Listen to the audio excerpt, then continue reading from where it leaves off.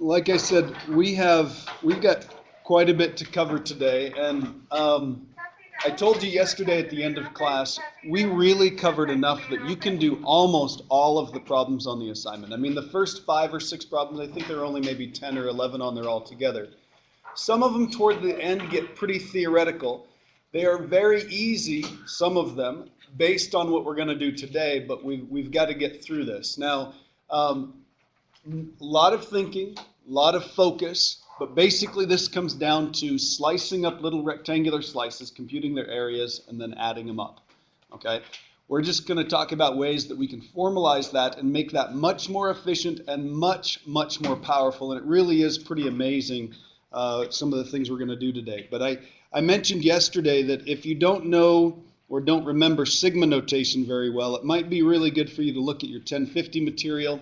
There's also stuff in the appendix in this book that can kind of review that. But we'll just run through the basic ideas here.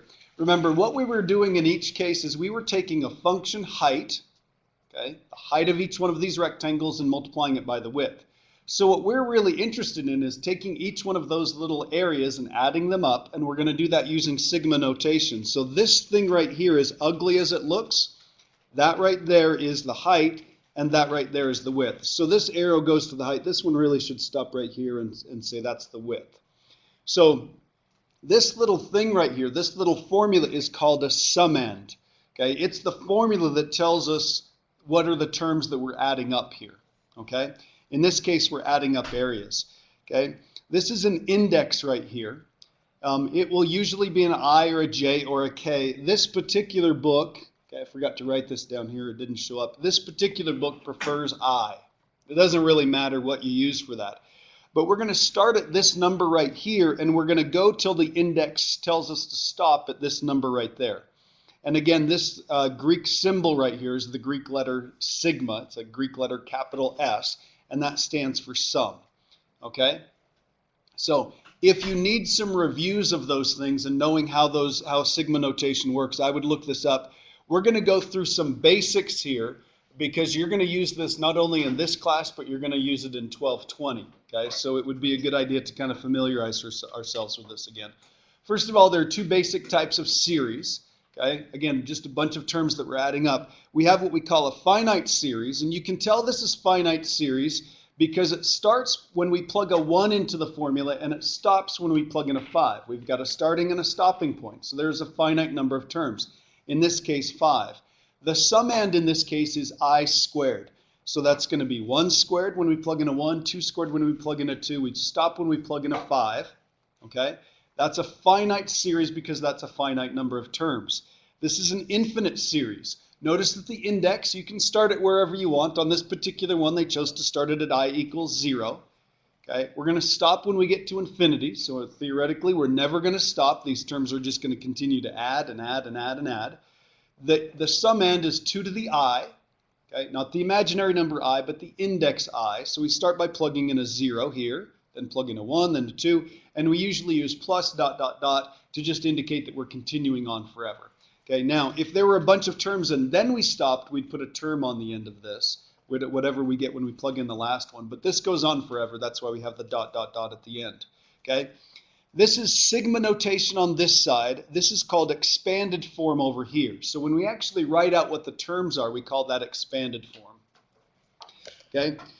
You'll remember that if I start with expanded form, I can actually condense that and write it using sigma notation. So I want to do that on this problem right here. So one way that we can figure this out, and the two main methods or the two main categories that we have for series are arithmetic series and geometric series. Both of those are important. Those are the ones that you studied. This one happens to be arithmetic, but in any case, we could actually get people who don't know much about series and sequences to figure out what the formula is right here. Basically, we figure out a formula that relates the index, the number of the term that we're on, with the term that shows up here. So the first one is the first one is a 2, second one is a 4, third one is a 6, fourth one is an 8, and the fifth one is a 10. So what's the formula? What's the summand? It'd be 2i, okay? Where do we start the index on this particular one? Started at 1, the way we made that formula, and we stop when we get to 5. So we've gone from expanded form to sigma notation, a nice condensed format here. Now, the cool thing about series is if they have a finite sum, whether it's an infinite series or not, if it has a finite sum, if you can find a number answer that represents the sum, then you can add them, subtract them, and multiply them by a constant, and you still have a finite sum. So let's say I sum from 1 to 5. The sum end is 2i. If I add these up, I end up with 30. That's this right here. That's what the sum of those 5 numbers is. Okay? Add them up. There's a 10 here, there's a 10 there, and there's another 10, so they add up to 30. If I were to add up the sum from 1 to 5, I squared, that would be these numbers right here. If you add up 1 and 4 and 9 and 16 and 25, you end up with 55. Now, you'll notice that the index starts at the same place. They both start at 1 and they both stop at 5. That's important because I'm going to put the two of those together now. So I'm going to sum index from 1 to 5, 2i and I squared. So I'm basically putting the two of those together. So I can think of it as the sum of 2i plus the sum of I squared, again, starting at I equals 1, going to 5 on each one of these. Well, if this one is 30 and this one is 55, if I put the two of those together, what do I get? I get 85, okay? I don't have to write down every one of those terms again, what I get when I plug in a 1 into here and then plug in a 2 and so forth.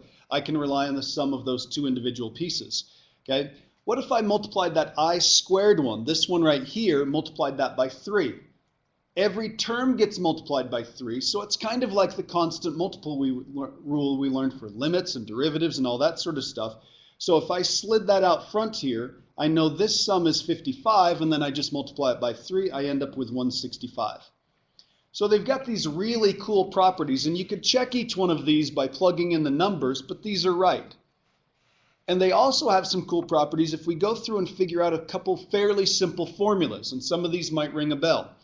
So if I have a constant right here, so it doesn't matter what the index is. If I plug in a 1, I get a 4. If I plug in a 2, I get a 4, and so forth. I do that until I plug in a 7, and every time I get a 4. Well, I could write down every one of those, but if this is just a constant, this is, okay, 7 times 4 or 4 times 7, I end up with 28. So if I have this one right here, instead of writing down all of these, how many terms would I have? 3. I'd have 3. And what is the constant? -5, so the answer would be -15. So if I have the sum from 1 to n, the index, again, we're starting at 1. So if I go to n, I have n terms, and they're all exactly alike. They're all c's. So the easiest way to find the answer to that is do n times whatever the constant is. Now, this next one, this may ring a bell.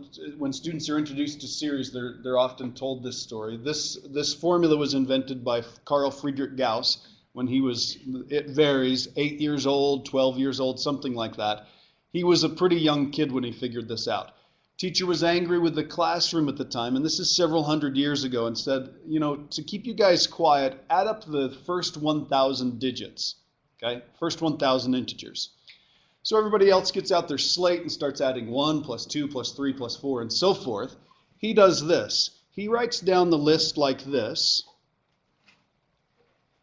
plus ... plus 998 plus 999 plus 1,000. Then he writes down the list backwards. Then he writes 1,000 plus 999 plus 998 plus 997 and so forth, and then 3, then 2, then 1. And then he adds them together. And every single one of these terms ends up being 1001. All the way to here. Well, this changes a problem that is ridiculously tedious and very long and time-consuming into a problem that, well, wait a minute. How many of these are there? Okay. How many of these terms right here are there? There are 1,000 of them, right? So I have 1,000 1,001s, but I used 2 lists. So the answer here would be twice as big as I need, so we just divide by 2. So the formula for the sum of the first n integers, start at 1, go up to n, is going to be n, however many there are, times however many there are plus 1, divided by 2. So the cool thing about this is we can now tackle some pretty difficult problems. I really would not want to write this out from 1 to 50. The first one's going to be 13, the next one's going to be 23, and so forth, okay? So instead of doing that, we're going to change this. We're going to change this to the sum from 1 to 50. Now, I could write 10i here, or I could write 10i plus the sum from I equals 1 to 50, 3. And now I've got these powerful computing tools called summations, called sigma notation, where I can figure this one out very easily. There are 50 3's that I need to add up. Easy answer there. On this one, it's going to be 10 times whatever the sum is of the first 50 integers. So we use this formula right here. We're going to count up the first 50 of them. So this is going to be 50. We times that by 50 plus 1, so that's going to be 51, and then we divide that by 2. So I'll do a little bit of cancellation. So here's what I end up figuring out. 5 times 50 times 51 plus 150. Throw that in your calculator. And Zach, I noticed you had your calculator out. Do you have the answer yet? No, I think I messed up. We good here with the cancellations that I did? So we're going to have 5 times 50, so that's going to be 250 times 51, or just type that in there. Plus 150 is 12,900. That sounds about right. Okay. Okay, now, even learning how to do that and talking about it, we did that in about a minute. Think about how long it would take you just to write down the 50 terms. It would take a long time. Then you got to go through and add them up. Even if you have a calculator, that would take you a very, very long time. And if you made one typing error, you have the wrong answer. Okay? Here we've got the right answer, and we're relying on these powerful formulas to figure these out for us. Any questions? Okay, go ahead and flip the page over. Okay, at the top of the next page, there are some other formulas that come in handy, and we're going to use these. It's not that you have to use these on your assignments, but these ideas are extremely powerful, and this is what we're going to rely on to kind of convey the idea of adding all of these little rectangular slices together. Because we don't want to do 100 slices or 50 slices. 12 slices would be a pain in the butt. Okay? So the sum of the first n squares, and I mean, it might be helpful to memorize this formula. I wouldn't memorize this one for sure. But the sum of the first n squares is the number of terms, the number plus 1, 2 times the number plus 1, all divided by 6. I'm sure there's some nerd that's made a math video on YouTube that would show you how to derive that formula. Okay? Sum of the first n cubes is, does that look familiar? Sum of the first n integers, quantity squared.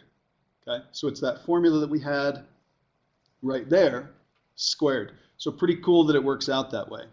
Okay? Now, we're going to have finite, for the most part, at least for right now, we're going to have finite series. We're going to have a finite number of rectangular areas to add up. Okay? So they are definitely going to have a sum. But it's also possible for some infinite series, so for some infinite addition problem to have a sum.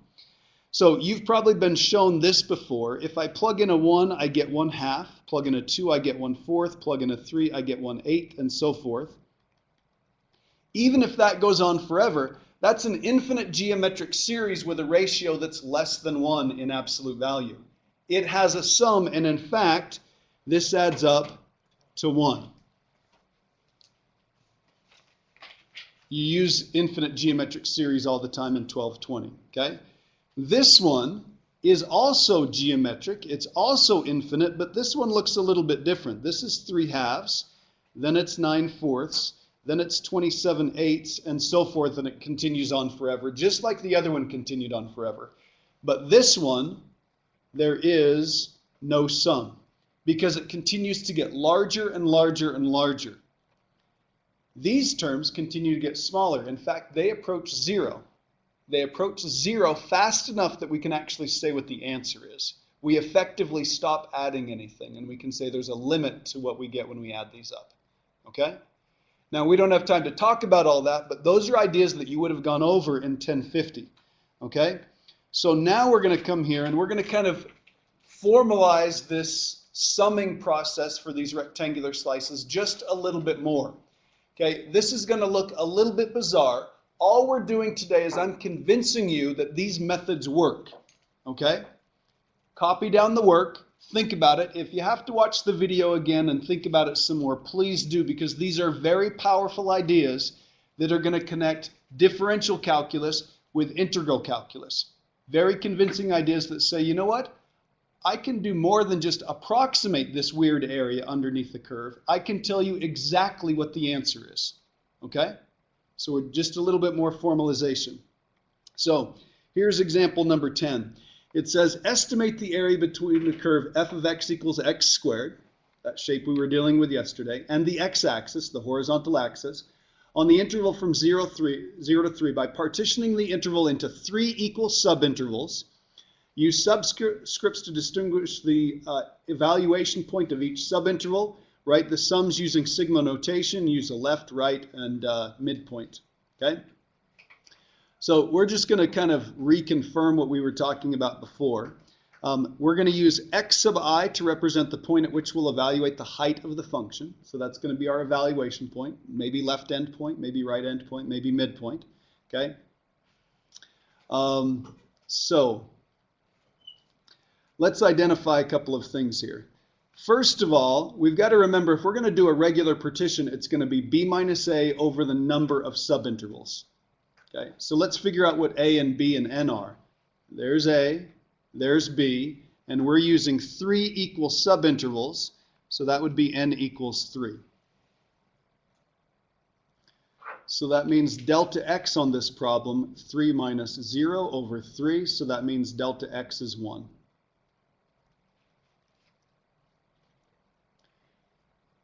Okay, now, we're going to go through and I'm going to show you why this represents the left end point, right end point. This represents the left end point and this represents the midpoint. These formulas look horrible. We're going to rely for the most part on the right end point, and then later on in the next couple of days we're going to figure out why it doesn't really matter which point you pick. Okay? We're still going to end up with the same answer in the end. Okay? So on this problem, let's figure out a formula for the right end point of the ith subinterval. Sounds a little bit weird, but that's what we're going to do. So I need to know what a is. In this case, a is 0. I is the index, so I just leave that right there. And now I need delta x. So this is going to be a 1. So this says x sub I, okay, these are right endpoints, remember, is just going to be plain old I. So there's my formula for the right endpoint. Now, does this work? If I plug in a 1, what do I get? I get a 1. If I plug in a 2, I get a 2. If I plug in a 3, I get a 3. So on these little subintervals here, we broke it up like this, is 1 the right endpoint of the first subinterval? And is 2 the right endpoint of the second subinterval, and is 3 the right endpoint of the third subinterval? It is, right? Okay, any problems? Okay, here's what we're doing with this. Here's why this formula works the way it does. It says start at the left end of the whole interval. Okay, start at A. So start right here, and then this says add 1 delta x, then add 2 delta x's, then add 3 delta x's. So if I start right here at the beginning of the entire interval and add 1 delta x, that's going to put me at the end of the first subinterval.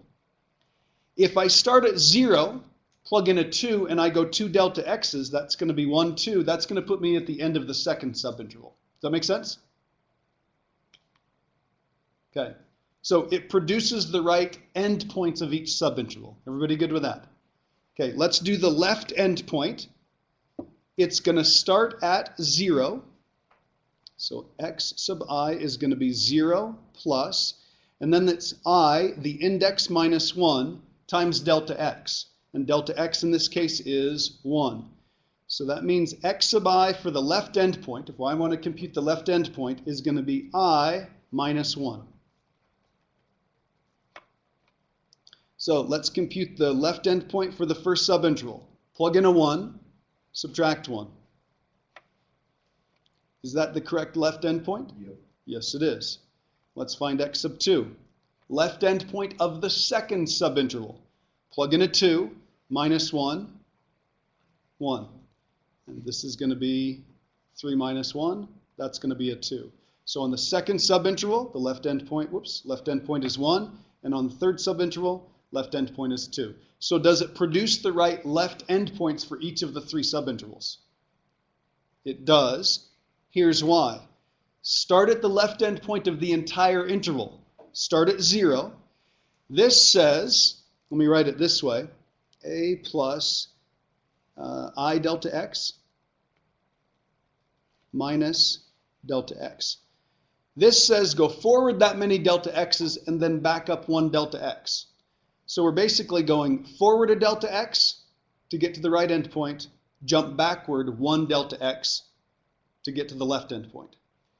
If I plug in a 2, start here, go forward 2 delta x's, then back up 1 delta x, and that will put you at the left endpoint of the second subinterval, because you went forward 2 delta x's, but you only back up 1. Does that make sense? Okay, so we're going to compute the midpoints, but I want to look at the formula, and let's figure out why the formula works the way it does using the same argument. So I'm going to distribute through here, so this is going to be a plus I delta x minus 1/2 delta x. Why does that put us at the midpoint? What's that? It's exactly the same thing as the other one, but how much do I back up? I only back up 1/2 a delta x. So if I use the exact same thing, start at the left endpoint, let's plug in a 2. So we're going to go forward 2 delta x's, 1, 2, but then we're only going to back up 1/2 a delta x. See how that works? So these formulas look really ugly, but do you see the logic behind them? And they do actually work. So if I go through and I figure out what the midpoint is, this is 0 plus I minus 1/2 times 1. So that means x sub I is I minus 1/2. There's our formula. And if I figure out the midpoint, x sub 1, plug in a 1, subtract 1/2, 1/2. Second subinterval, plug in a 2, subtract 1/2, 3/2. Plug in a 3, subtract 1/2, 5/2. Okay?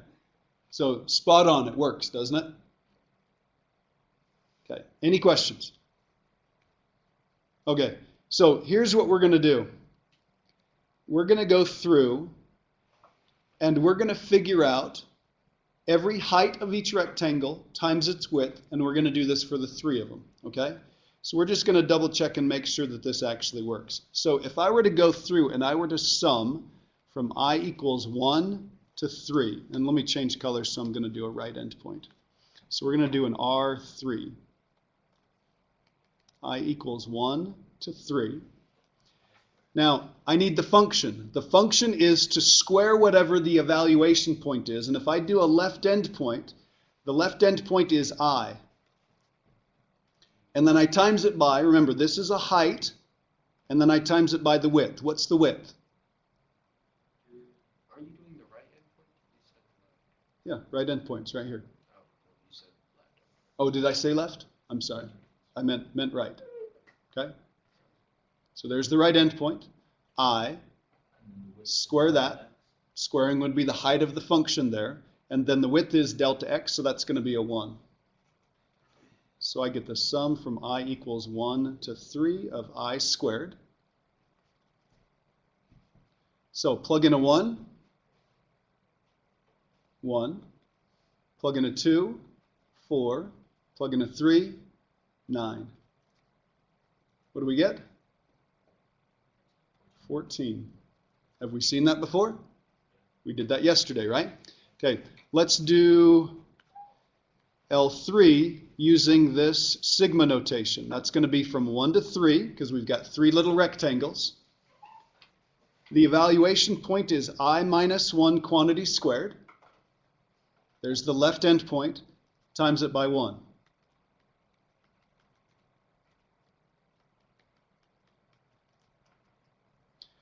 We could square this out and break it up into a couple different pieces, but it's pretty easy to plug this in. This would be 0 squared.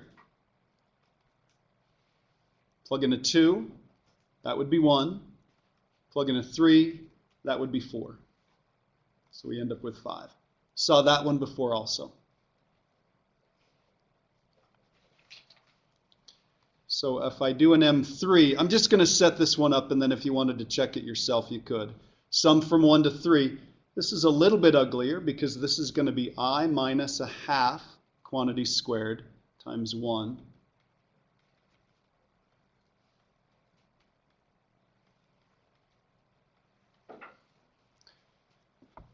Let's go ahead and do it.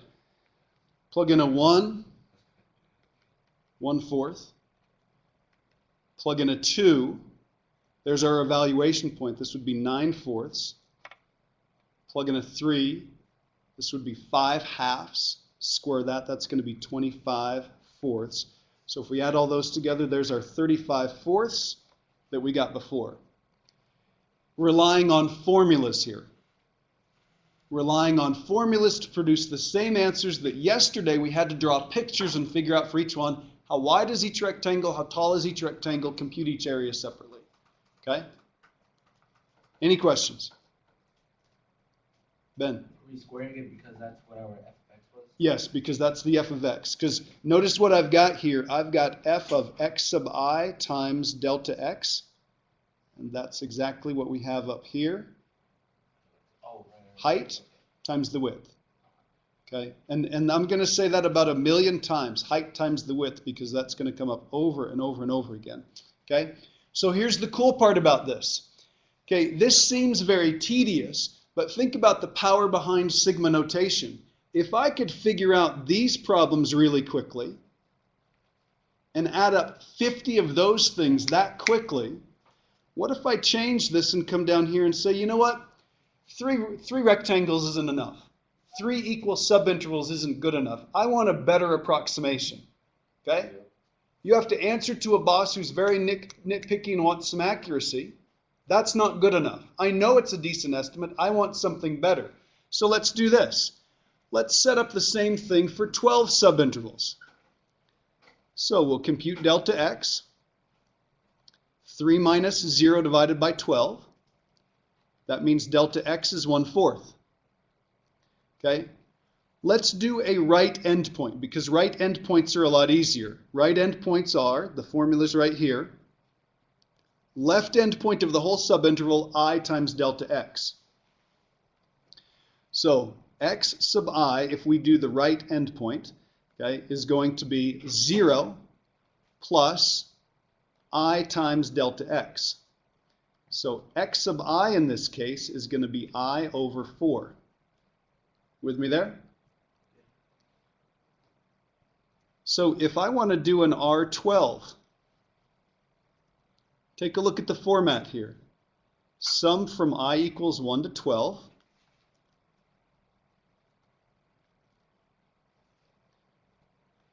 I need a height. That's a function value. What? I over 4 quantity squared. I need a width. What's the width of every one of these because we did this in the nice systematic fashion? Delta x is 1/4. So here's what I've got. I've got the sum from I equals 1 to 12. I squared over 16 times 1/4. So I've got this. The sum from I equals 1 to 12. I squared over 64. Which does not look like any fun at all. Nope. Unless you do this. Let's take advantage of that constant multiple property. I equals 1 to 12. I squared. Does this part right here look familiar? Look at the top of your page. Do we have a formula for that? Yes, we do. Okay? Now, correct me if I'm wrong because I don't have it on the page. This would be 1/64th, and then this is going to be n. You wrote 16 instead. Oh, thanks. 64. Okay? This is going to be n plus 1, 2n plus 1, so that's going to be 2 times 12 plus 1, that's going to be 25, divided by 6. 12 rectangles, I was yapping the whole time. You couldn't even draw them and compute every function height in that amount of time, let alone multiply every one of those by 1/4 and add them up. And yet this would be the answer. So we'll do a little bit of cancellation. I've got a 2 here. So this is going to be 25 times, 26 times 25, because that's a 2, divided by 64. Okay, so can you throw that in your calculator and tell me roughly what that is? 10.156. 10.156? Okay. 10.156. Seems a little bigger than I expected, but that's, we'll go with it. Yeah, because you're with midpoint, the average would be. Yep. Something like 8 point. Did I get the formula right? We're using the right endpoint. Yeah, we're using a right endpoint, so it's definitely going to be an over approximation. So we're expecting, I mean, the real answer would be less than that, okay? If we did more triangles, we'd get closer. So flip the page over. Oh, 300, okay? This is just like lists. Yeah, yeah. Yeah. yes, it would be. Right side is- Okay, so Maddie just asked a question. What if we did 12 subintervals, but we used the midpoint? The midpoint would be fine, but then it's just a little bit messier, okay? We'd have to square this out with a half in there. It'd be a little messier. But yes, it would be more accurate, yeah. So with the right, we know that it's a little bit bigger, but what about midpoint? We'd have to look at it more carefully, and it would depend on the function, whether the midpoint is an over and under approximation. Because like Depends on the shape. for this one, we know that right's a little bit is the Mhm. bigger one, left is Yep. the small one. Yep. But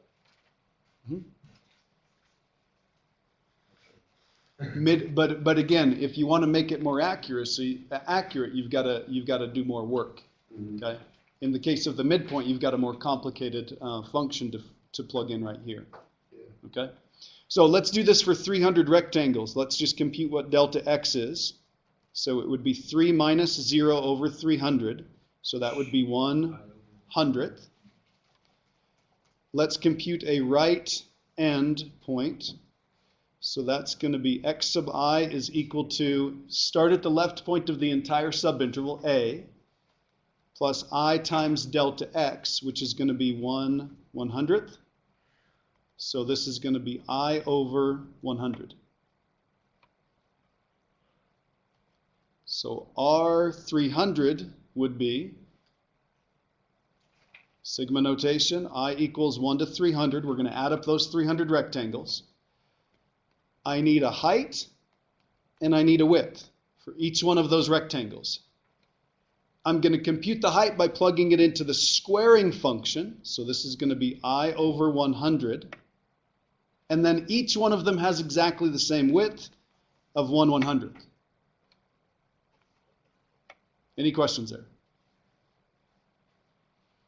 So I could clean this up because I could take 1 over 100 cubed out front, sum from I equals 1 to 300, I squared.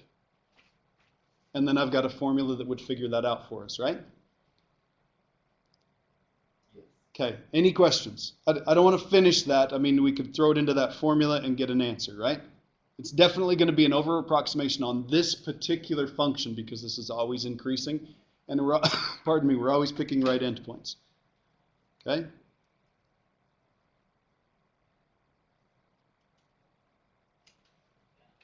Okay. All right. So let's do this. If we can make any Riemann approximation more accurate by slicing it into thinner and thinner and thinner rectangles, I mean, if we don't really have to do that much more work to do 300 than 12 or 12 than 3, let's partition it into n equal subintervals and let's see what we get here. So if I were to do this, so now we're doing this in general. We're saying, you know what? You figure it out for n slices. I'll tell you what n is after the fact. So if I figure out what delta x is, that would be 3 minus 0 over n. So that means delta x is 3 over n. Little disconcerting that it's got a variable in it, so to speak, but there's our delta x. Here's our right endpoint. Our right endpoint would be x sub I would equal, again, a, starting point of 0, plus I times delta x. And delta x in this case is 3 over n. So x sub I we could represent as 3i over n. And if I want to do a right Riemann sum for n rectangles, it's going to be this. Sum from I equals 1 up to n. I need a height and I need a width. The height is our function of squaring evaluated at this right endpoint, so this is going to be 3i over n, times delta x, the width, 3 over n.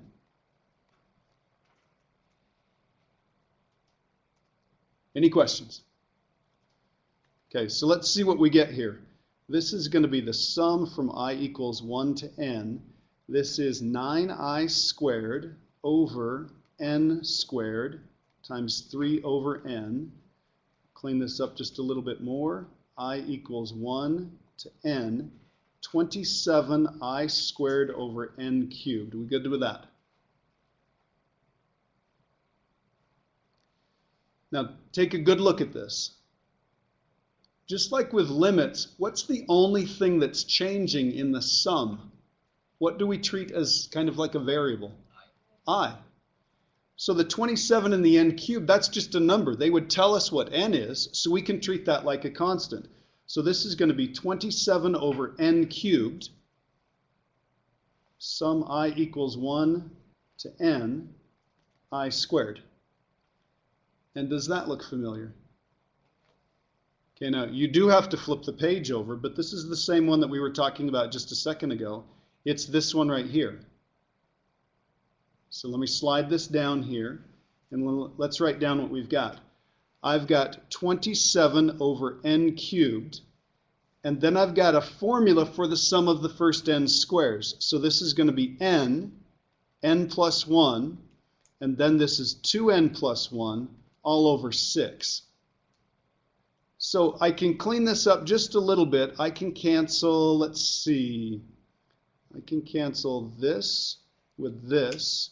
This would be a 9, and this would be a 2n cubed. And then this is going to, yeah, we're just going to have a 2n cubed on the bottom, right? And then I'm going to have an n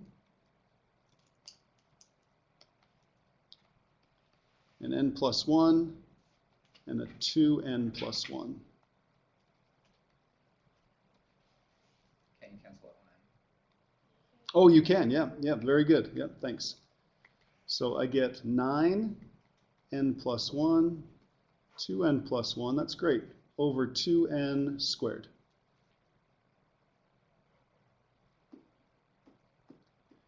You know, I haven't done this before. Let's come up here. What if I said find R3 for me? Plug in a 3. So this would be 9. This would be 4. This would be 7. This would be 2. And then this would be 3 squared. Cancel here. 28 divide 14. That's what we got before. Right. Does this formula work? Okay. So if you've read ahead, great. If not, this is what we're after. This is the whole idea. This is why calculus is not possible without limits. we've gone from 3 to 12 to 300 to a formula where I can pick any number I want, plug it in, and it'll spit out what the area approximation is for the right end. We could do the same thing for left and midpoint and all that sort of stuff. Okay? But again, we're going to talk about over the next couple of days why it doesn't matter whether you use left, right, or midpoint. Or frankly, anything in between. Because what we're going to do is, how many slices do you want to take? What? We're going to take n. What we're after is infinitely many slices. So maybe do 1,000,000 slices. I mean, imagine that on this little 3-unit subinterval, or the little interval, slice it into 1,000,000 slices. Is that going to be pretty darn accurate for every one of them? Yeah, and the cool part is, we just did a bunch of really not that complicated math, a bunch of pre-calculus where I could plug in 1,000,000 and this will tell you what the answer is. But what we're really after is this. So let me run through and make sure I've covered all the ideas here. Okay? So since we've generalized the approach for finding n rectangular slices, what would stop us from using as many slices as we want? Okay? How many slices would make it perfect? An infinite number of slices. So if we're going to calculate the exact area, we'll need to take the limit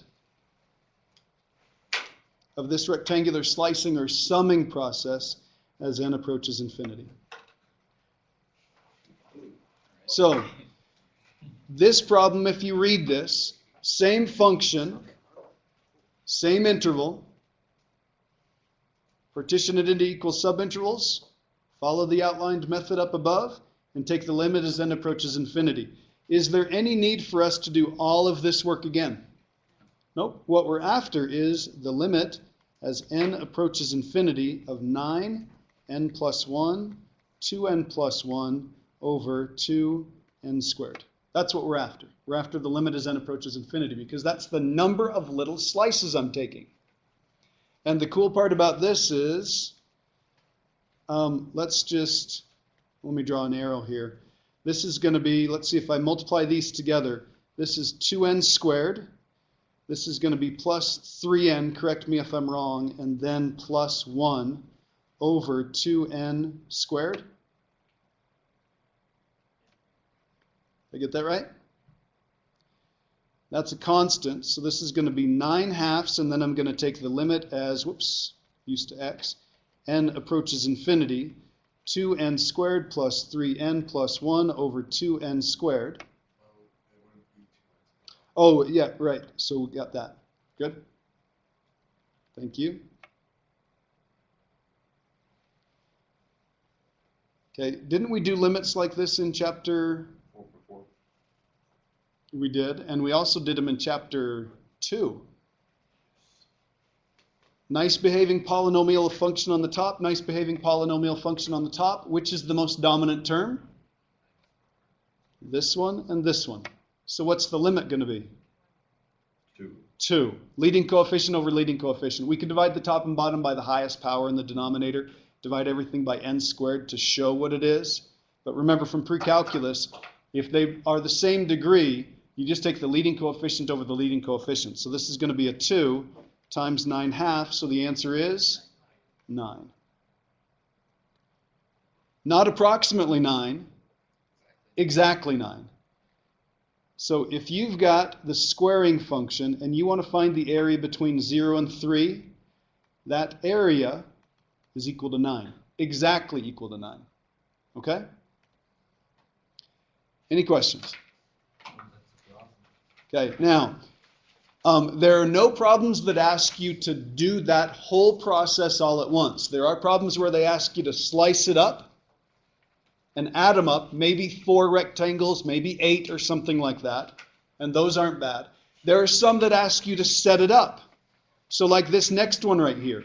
Set up a limit to find the area between y equals sine of x and the x-axis from 0 to pi using right endpoints. Again, right endpoints just because they're easier.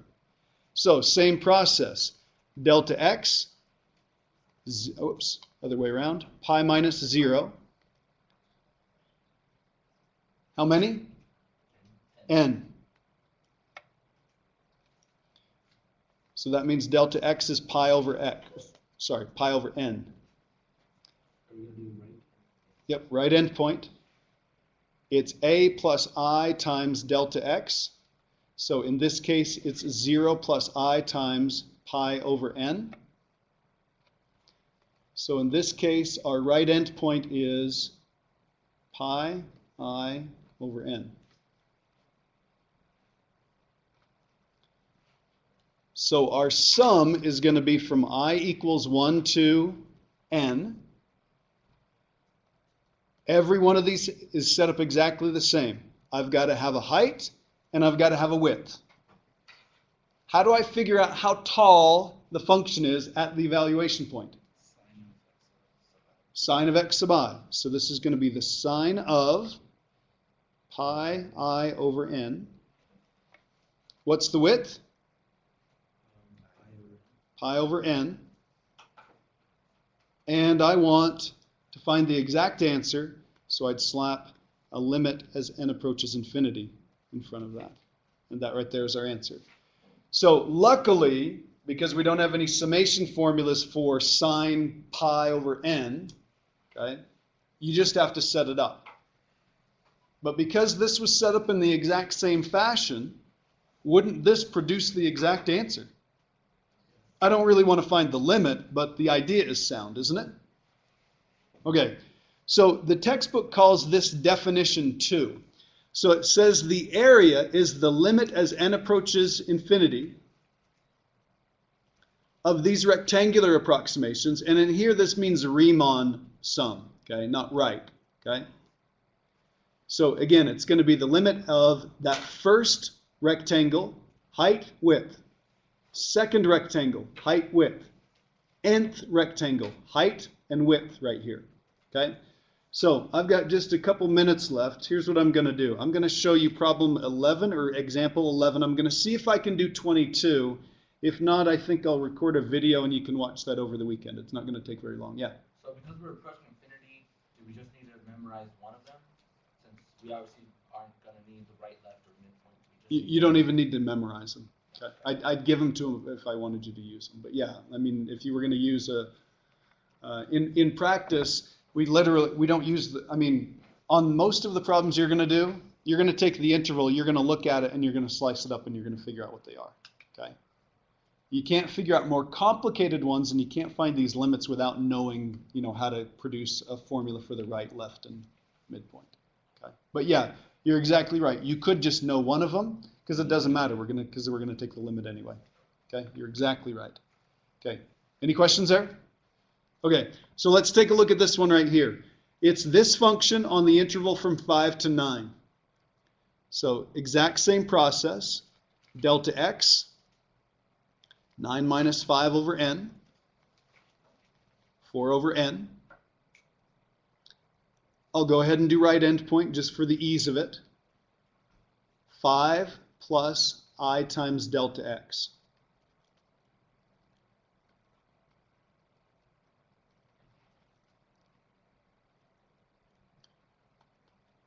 Limit n approaches infinity.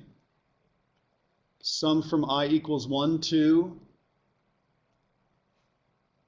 what will go up on the top? N. I need a height and I need a width.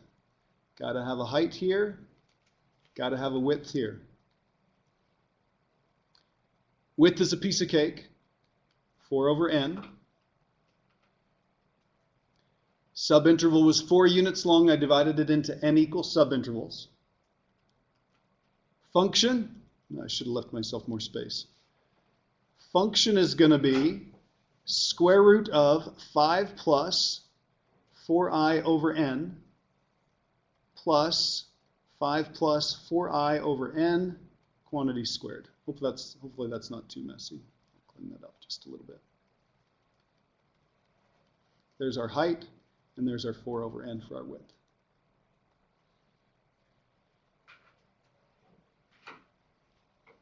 Theoretically, that's as difficult as the problems get, basically. Okay, now, This is all very important if there's anybody in here that's going to go on and take Calc 2, maybe get a degree in math or engineering or something like that. The ability to wrap your mind around stuff like that, very, very good skill. Okay? If we didn't go through that half-hour explanation of how we come up with this, I can't think of a way that you would be able to look at this and figure out what area you're trying to compute. I really can't. Okay? So when I first started teaching out of this book last year and they assigned this problem, I thought, how do you do that without all of this groundwork that we spent doing today? But take a look at this. Can you see a function in here and can you see a width? Yeah. What function is it? 5 plus.